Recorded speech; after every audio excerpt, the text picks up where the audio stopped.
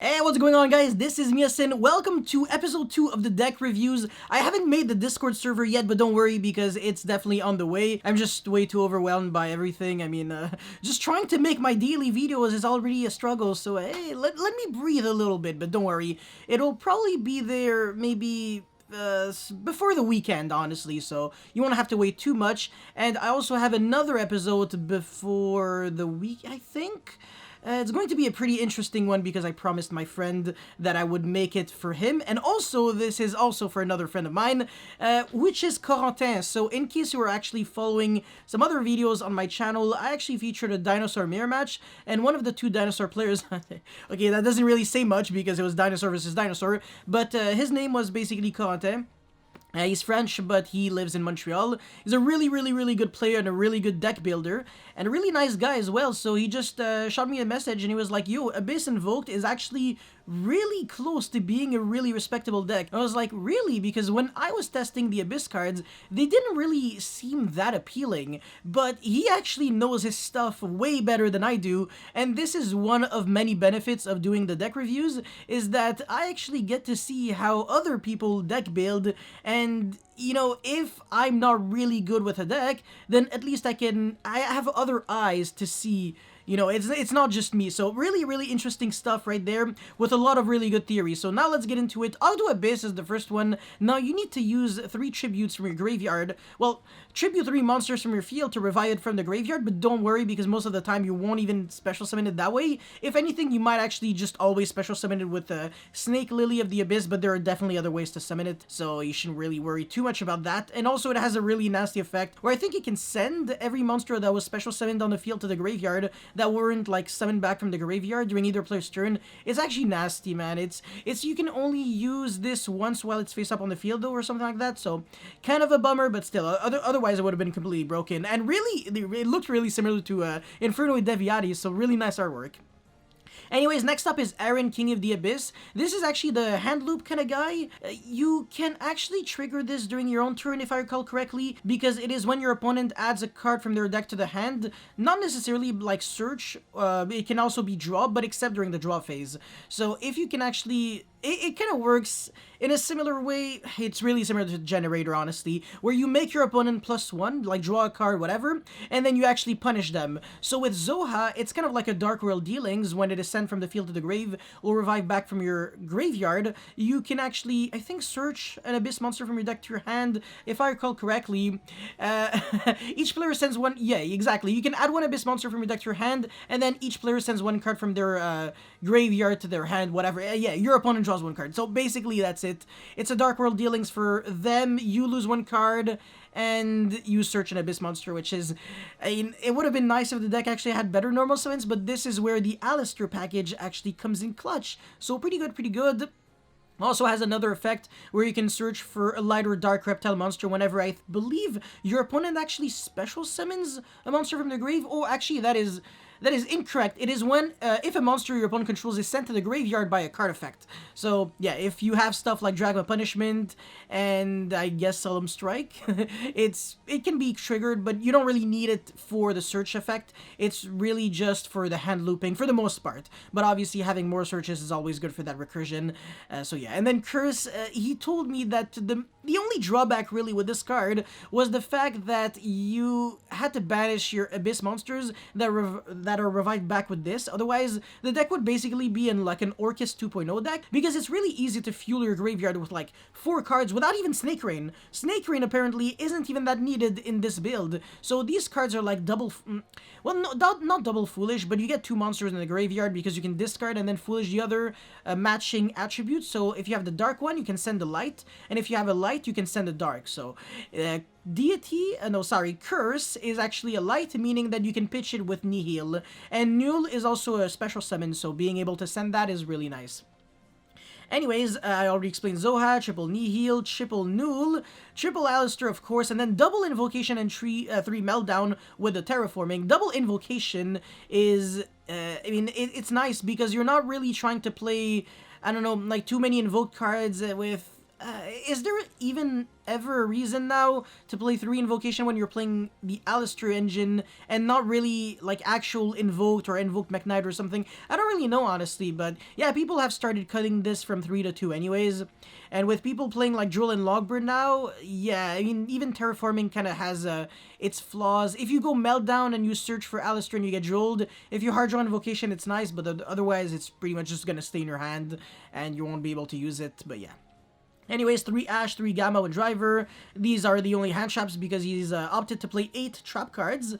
And then, yeah, 3 Meltdown, 3 Snake Rain, Foolish Burial, as if your deck didn't have enough, but, you know, you never have enough Foolishes, huh? You'd have 6, 9, and then 10.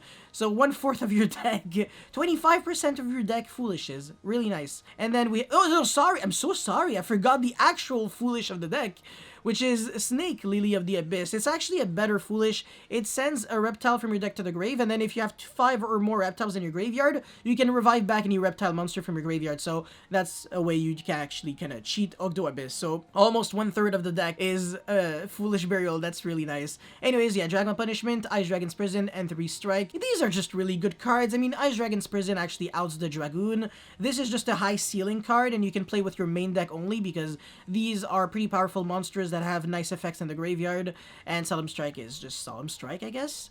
Anyways, for the extra deck, double Merkaba, Invoked Purgatrio, double Elder Entity Entis, double King of Feral Imps. Interesting that he's playing 2. Because are you ever... I mean, yeah, the thing is, it's not like he was an OTK deck or anything, but when I see Xyz monsters, I'm really tempted to play just Negalogia, because in my head, having that, I don't know, yeah, like the thing is you have to play the rank 4 reptile, unfortunately, because when you summon Null, as long as he's on the field, you're locked under reptiles only, which is kind of a bummer. You can't just start playing like Castel, Baguska, Tornado, Dweller, and stuff like that. So King of the Feral Imps, I guess, is like literally the only option. Usually the way you make it is with Null and Alistair, but don't worry, by the way, because I'm going to show you like 5 combos. Of course, only thanks to Corentin, because obviously I didn't come up with them. And by the way, in case you were wondering, he actually has a YouTube channel. It is Team Dolphin Yu-Gi-Oh! The link will be in the description box below. The channel actually, it makes really interesting and really top-notch quality videos. They don't upload really often, but the thing is, when they do, it's covering really relevant like performances and stuff. It's not just random like garbage events that just don't matter, and they're pretty interesting decks with good theories behind. So yeah, anyways, King of the Feral Imps 2 definitely makes sense, I guess. It's just that I guess in a perfect world you'll be playing Negalogia, but your extra deck is honestly kind of tight. Access Code, of course, with Unicorn, yeah, that makes sense. Phoenix, how come, yeah, I don't know how often the Phoenix comes up though. And I guess it does because all of those cards, you don't really mind discarding them. They pretty much have effects in the graveyard, so it's cool. Reptilian Echidna. Now, he actually told me Echidna was cool in the deck because on top of searching, you could actually make your opponent's monster to 0, and then Purgatrio deals like a ridiculous amount of damage. So you can actually OTK your opponent with Purgatrio in a nice way. I don't believe he plays Salamangreat Elmirage. But yeah, okay, yeah, he's not opting to play Elmirage and Secure Gardna, but instead actually opting for the Magistus Maiden Artemis. So if he had 1 extra deck space available, that's probably what he would have done, I think, just to always have that fire attribute for like a top deck later on. I mean, not really a top deck, because after you summon your first Merkaba, you have your Alistair back, so it's pretty nice. And then, yeah, Lambda, which makes sense because you're playing Gamma. You can also let your Gamma get banished when you link off the driver and something else, and then you just get back another Gamma and your driver's in the graveyard, so you can resolve it again. Really cool. And then Cross Sheep, because you're Invoked Engine, man. You make Merkaba, Purgatrio, and then you revive back Alistair, or just these guys. It's so sick, man.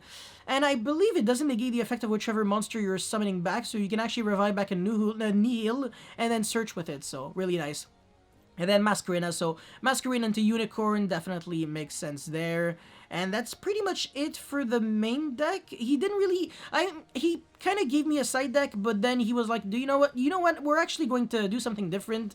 Just gonna be like idea section, as I usually do in my deck profiles and stuff like that. And also Lithium, I guess it's the same concept. But yeah, you can also play Amnesia, because I'm pretty sure he featured it in some of the combos, just not there in the main deck. By the way, again, another thing that I want to say is that I don't have an improved version of this, because I feel like I'm learning something from this deck review, which is the really nice part. I think this is really, really, really optimized and clean on paper.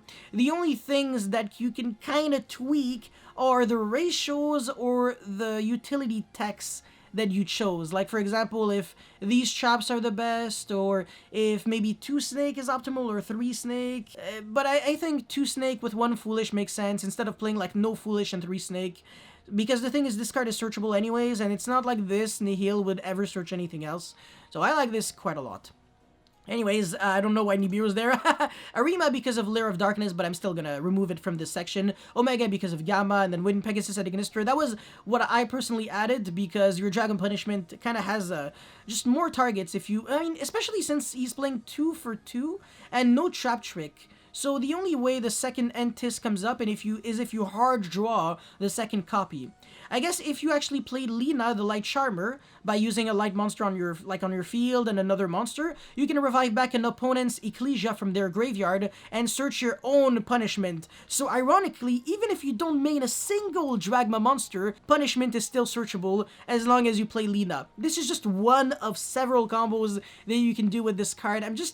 I'm looking really forward to actually showcase combos with Lina and Dark. They're like the best Charmers by far. Light and Dark attributes, hands down the best attributes in the entire game of Yu-Gi-Oh! Then you can argue Earth is probably the third best one, because of Warrior and Beast Warrior decks. Anyways, Gadarla, because of the Windbearer statue of Lyrillus Tri-Brigade, it's the only kaiju that you can genuinely play. The other kaijus are just not... Their attribute doesn't have any bonus, and Gameciel, whatever, 2200 attack, that's just not as relevant as being able to kaiju a searchable floodgate that is actually special summon from the deck. Like, whoa. So yeah, Gadarla, if there's one kaiju that you want to play, it's this one. And then Akashic Magician, really cool. You can use 2 reptiles to make Akashic and bounce back your kaijus. So your kaiju is like a lava golem in a way. That's really adorable. I used to play this card in Trap Tricks and Cyber Dragon. I was bouncing back my Jizu Kiru, and then I was also bouncing back in Trap Tricks my Dionea that I was special summoning back with Sarah, well, summoning in the first place, and then I was going normal summon, revive back from grave. It was so sick, man. Anyways, Negalodia, Baguska, Ideen Shock Trooper, that was also what I personally added, because I used to play the Offerings to the Snake Deity, but the card is just not as good as I thought it was, so I had to cut it. And then another one of my personal additions was Lina, the Light Charmer, obviously, and Mystic Mine has nothing to do here. So that's it for the deck profile. Really, really nicely done content. Again, huge shoutouts to Team Dolphin YGO, but this video is far from over. Let's get into the beautiful combos now. Alright, so if you just open with Alistair and Foolish Burial, look at what you can do. You're actually obviously going to send Null, yeah, exactly, Null, that's the name of the card. Then you're going to go normal Alistair search, make King of the Feral Limbs, and actually going to search for Nihil, which is the Foolish for light monsters. So obviously you're going to send for Deity, right? Yes, of course. You send... No, sorry. I mean, why do I keep saying Deity? Curse! Dawn of the Abyss. Oh my god. And you're gonna tribute that King of the Feral Limbs that you don't need anymore. Revive it back, and then special search... Foolish Burial, ooh, you're actually getting the pluses. This card is actually much better than I thought. Then you make your Merkaba, you get back your Invocation, and the monster that you actually Foolished was actually the Aron, so whenever your opponent searches a card from their deck to the hand, except during the draw phase, exactly like I said, you can make them lose 1 random card from their hand. This is literally the same effect as Har, except that it doesn't have the negation, obviously. That would have been nice otherwise. And you have Alistair in your hand, you have Merkaba, you have a pretty nice graveyard, you have your Curse, so not bad, not bad. Let's get into the next one. Alright, so this is Alistair and Null with 3 magical meltdown. So, I mean, not magical meltdown, but just like one random discard, I guess, because you're kind of just probably gonna have to discard it because of this play that I'm going to show you in literally 2 seconds. So, wait for it. Curse, revive back, Null, and then you're actually not going to Foolish for what you think. Cross Sheep, okay, you're going to actually Foolish for Aaron, which you're actually going to instantly revive, and now you're gonna go Invocation. Alright, Merkaba, Cross Sheep, Revive Back, yeah, exactly, Zoha. Yeah, so this card actually, sorry, was in the graveyard because you pitched it with Null, if I recall correctly. Dark, yeah, Lights and Dark, exactly. And now that it has been revived back from the graveyard, and you have your Aaron on your field, you can kind of just make your opponent lose one card, which is really, really nice. So they draw one and discard one, you send one and search one, and then your opponent loses one, so it's kind of like a Levianeer in a way. Usually when you kind of go Zoha, your opponent, it's not that he's plussing, but it's like a Danger Mothman. It can help your opponent because they can discard like a card that has an effect in the graveyard, like a, I don't know, Conquistador, Haquero, Danger Monster, and then you're kind of screwed from there. But since you have Merkaba to negate, and also you have Aaron to pretty much make them lose one card, well, I mean, it's pretty much happy land for you. So, magnificent. This is just really nice to look at. And it's not over yet because you also have Amnesia from your graveyard. So, whenever your opponent's... this is just so complicated, but basically you can interrupt your opponent again. And if they keep searching, well, they're going to drop to like from 5 to 4, so they're really playing an uphill battle, and this is just like a 2.5 card combo, so beautiful. Let's get into the next one. Another 2.5 card combo would be Snake Rain, any discard, and Alistair. So he's just showcasing Driver because the discard doesn't matter, it doesn't have to be a reptile. That's like a nice thing with Snake Rain, is that it's not once per turn, and it's just a generic discard for Foolish 4, because this is fair Yu-Gi-Oh card design. Obviously not incentive to make reptiles broken. Why would Konami ever think like that? Yeah.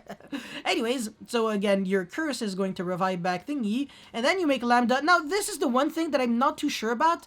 I feel like he kind of would have... No, yeah, I mean, he didn't really have anything in the graveyard, but it would have been nice if he could make a Cross Sheep and then revive back something from the graveyard, or like a Masquerena. But yeah, I mean, it genuinely wouldn't have done anything, so there... At least this turns on your Cyframe Gamma in case you also have it in your hand, which is nice. Anyways, let's get into the next one. Now, Corentin actually called this combo question mark brick. Null with Ogdo Abhyss and 3 cards that are just not part of the equation. So, on paper, this doesn't really look like a great hand. I mean, Null, is it really a 1-card starter? I mean, it's not too bad. So now you have Zoa, and you're actually, since it actually got sent to the graveyard, well, you're going to, well, I mean, no, this is actually completely different, sorry. Yeah, you're going to be able to revive it, recycle it back from your graveyard to your hand by actually discarding the Ogdo Abhyss, and then you're going to normal summon it, and then revive back your, what's-his-face, Null, and now you're going to make King of the Feral Limbs. So this is not the actual effect of Zoha where you actually search and stuff like that. Your opponent draws 1 card. Not yet, but we could probably trigger it later on. And now, obviously, you're going to use the effect of Curse. Revive back the Nihil, which obviously is going to search for that beautiful Foolish Burial. Really nice, man. Lambda, this is probably going to be the Foolish Burial, the Monster Reborn, and yes, it is Ogdo Abhyss, so with a pretty subpar hand, and not even a single discard, actually, you are able to end on... Oh my god, this is basically a Zeus, honestly. This is literally on the same level as Zeus, so really, really, really nice. And again, your Gamma is live thanks to Lambda, so it's not just a bad hand trap that doesn't do anything. Really, really nicely done. Let's get into the 5th and final replay that I'll show. Alright, so when I showcased this combo, it wasn't as good because I was also showing it with a level 8 that actually summoned back like a... No, sorry, recycled back a monster from your opponent's graveyard to their hand, which is just bad. But he's doing it like really efficiently, so he's actually opening with the 2 level 4 monsters, the 2 reptiles that actually foolish, so Nihil and Null or whatever, and he's foolishing, making King of the Feral Limbs, searching for Nihil, and now he's actually using the Foolish Burial effect, so it wasn't actually the same thing. He actually started with Zoha and Nuhul, if I recall correctly. Null, sorry, oh my god, not Nuhul, I'm such a moron, but yeah, this is nuts. What? It's crazy. Draw 1, whatever, then you have to discard for Aaron, and that's it, man. Just 2 cards, and on Aaron, your opponent loses 1 card from their hand, and you have Ogdo Abhyss? What? This is actually insane, man. Whoa. Man, I feel like I should have kind of opened my mind a bit more than just Draglubion Harbinger or Numeron Dragon OTK Unga Bunga, because obviously I wasn't really too productive with my combos, but Corentin was able to correct my mistakes. So again, huge shoutouts to Corentin. Really beautiful deck. I think this deck is probably... on the verge of something great if Konami decides to give it more support or more generic reptile support. I know there was like alien support, but I don't think it's gonna be like that good. Maybe I'm wrong though, and hopefully I am wrong, because it's really nice to be proven wrong and to actually, you know, realize that something is actually better than you think. So I don't know what you guys actually think of all that, but before we actually end this video, make sure you like and subscribe, and also subscribe to Team Dolphin Yu-Gi-Oh! The link again will be in the description box below. And thank you very much for watching. I will see you next time. Peace.